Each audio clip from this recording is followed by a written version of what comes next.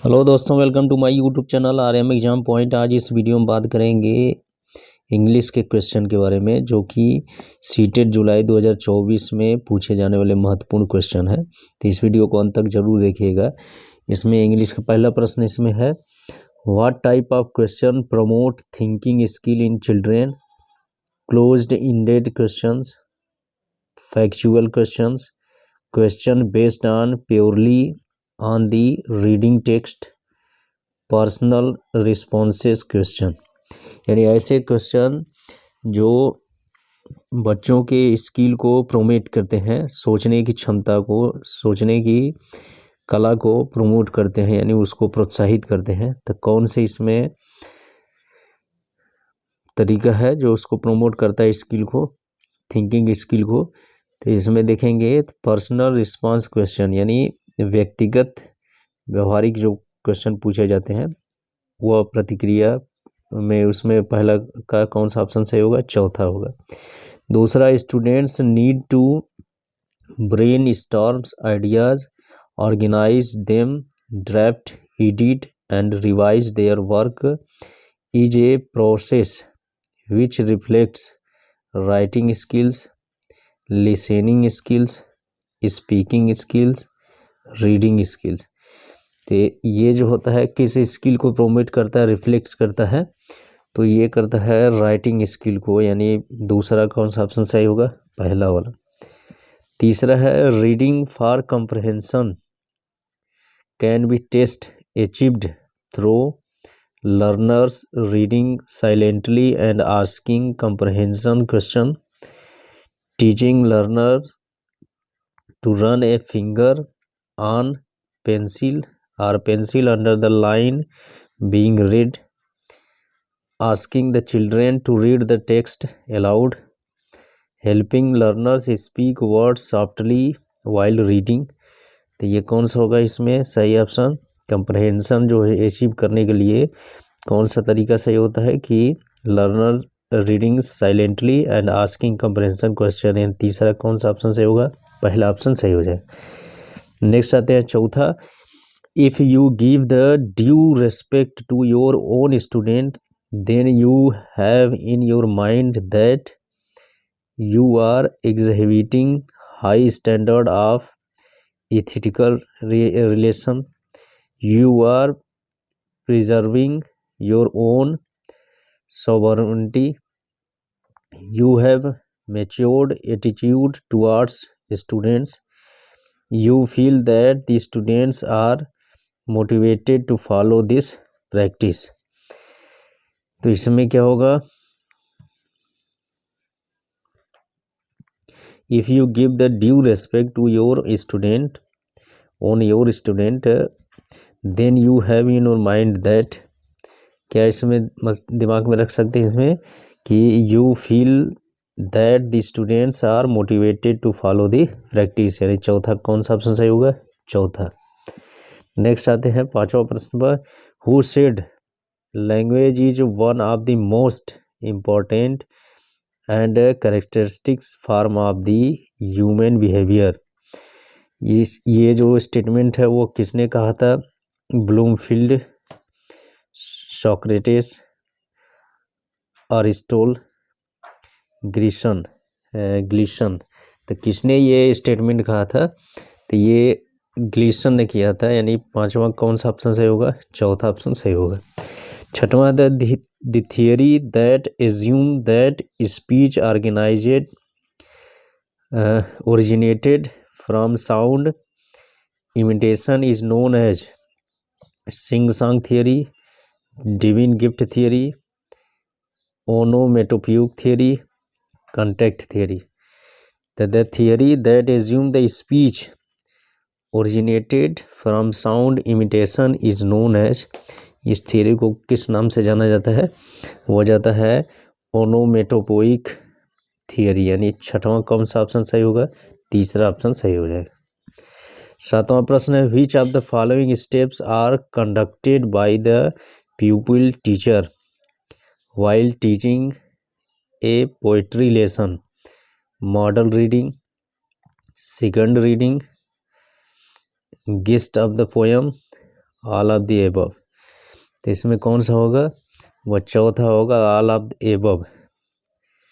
आठवां इसमें which technique is used in the teaching of poetry, comprehension, parallel quotation, evaluation, all of the above. यानी poetry पढ़ने का technique जो use किया जाता है पढ़ाने का, उसमें कौन सा है, कौन सी विधि अच्छी है, तो ये होता है पैरेलल क्वेटेशन का। यानी आठवां का कौन सा ऑप्शन सही होगा, दूसरा ऑप्शन सही हो जाएगा। नौवां प्रश्न आते हैं, teaching of English poetry suffers from the following limitation, lack of good teachers, foreign language, metaphors and similes, all of the above. यानी जो पोएट्री होती है वह किस लिमिटेशन यानी किस सीमा से गुजरती है या प्रभावित करती है, तो इसमें क्या होगा कि ऑल ऑफ द एबव यानी lack of good teacher, foreign language, metaphors and similes, ये सभी से घोषित है। यानी कौन सा ऑप्शन सही होगा, नौवां का चौथा ऑप्शन सही होगा।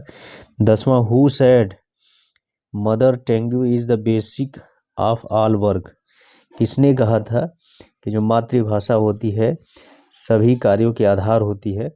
ये वाक्य स्टेटमेंट किसने कहा था, गुरे, रिबम, भाटिया, मेनन एंड पटेल। तो ये किसने कहा था, ये कहा था राइबम ने कहा था। यानी कौन सा ऑप्शन सही होगा, 10 का दूसरा ऑप्शन सही हो जाएगा।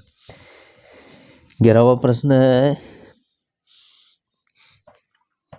hindrances in the teaching of English is caused by the use of mother tongue due to idiomatic interference, pronunciation interference, vocabulary interference, all of the above।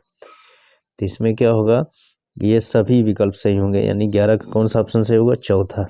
12 इसमें vocabulary can be taught by using the following technique, uses, direct, synonyms, all of the above.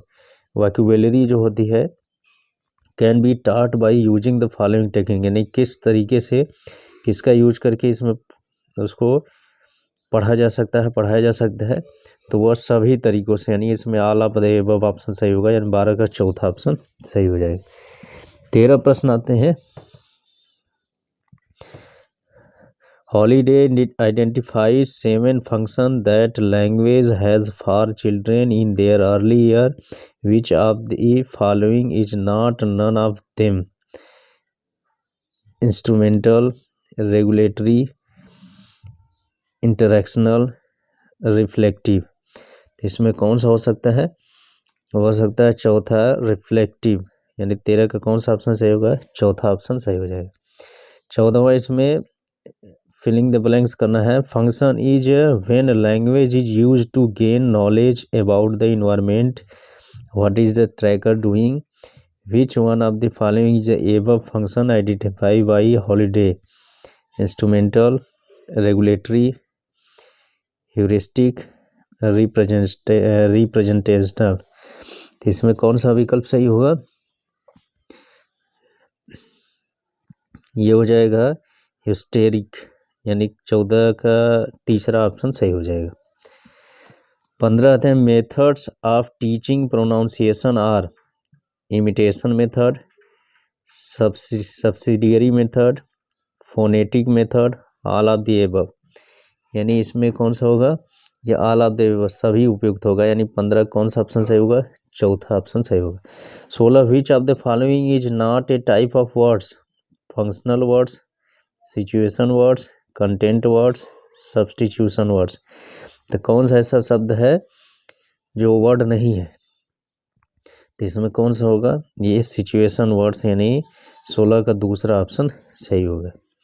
फिर इसके बाद 17 प्रश्न आते हैं, which of the following is the first step of teaching pronunciation by imitation method, drill, imitation, perception, feedback.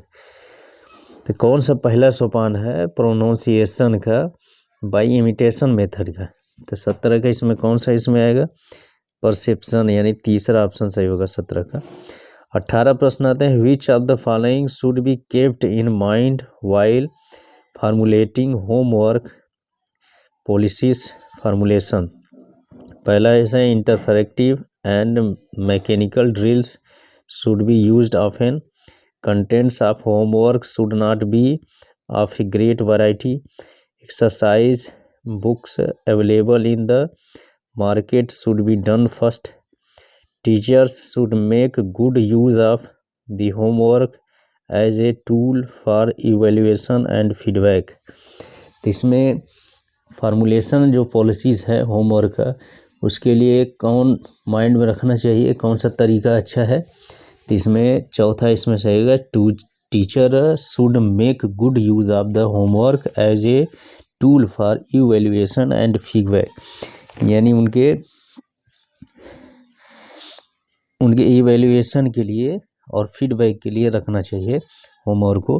तो ये 18 का कौन सा ऑप्शन सही होगा? चौथा। तो इस तरह से इस वीडियो में हम लोग कुल 18 क्वेश्चन के बारे में डिस्कस किए, जो कि परीक्षा की दृष्टि से बहुत इंपॉर्टेंट है। 18 क्वेश्चन इंग्लिश के थे, जो कि कंटेंट्स और पेडागोजी दोनों पर बेस्ड क्वेश्चन थे। परीक्षा यानी सीटेट में ज़्यादातर पूछे जाते हैं। तो यदि ये वीडियो अच्छा लगे तो मेरे चैनल को सब्सक्राइब करें, मेरे वीडियो को लाइक शेयर करना ना भूलें। Thank you.